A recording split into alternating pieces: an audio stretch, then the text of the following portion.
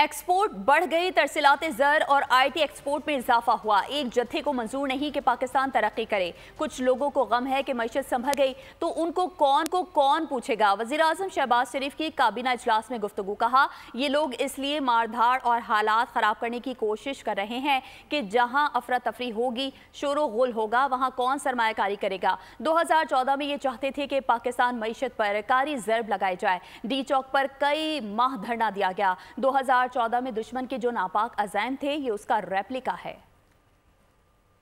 दिन रात चढ़ाई की जा रही है, धमकियां दी जा रही हैं। 2014-15 में आपको अच्छी तरह इल्म है किस तरह डी चौक के ऊपर कई माह यहाँ पर धरना दिया गया। पाकिस्तान की जड़ों को काटने के लिए साजिश की गई। वो चाहते थे कि पाकिस्तान की जो मईशत है उसके ऊपर कारी ज़रब लगाई जाए। आज this is a replica of that. और रोज़ इस्लामाबाद पर चढ़ाई हो रही है। मैं समझता हूँ कि ये मज़मूम इरादे हैं, नापाक का वो अज़ाइम है। ये क्यों हो रहा है? ये हमारा IMF का प्रोग्राम हो चुका, जो महंगाई है आज वो 6.9% पे है। आपकी एक्सपोर्ट्स बढ़ गई हैं अल्हम्दुलिल्लाह। ये जो एक जत्था है उसको ये मंजूर नहीं कि पाकिस्तान तरक्की करे। उनको दिन रात ये गम खाए जा रहा है और वो इसमें बिल्कुल लोट पोट है कि भाई अगर इकॉनमी संभल गई, मईशत अगर पाँव पे खड़ी हो गई तो फिर हमें कौन पूछेगा।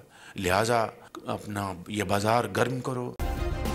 सब्सक्राइब करें और बेल दबाएं ताकि कोई खबर रह न जाए।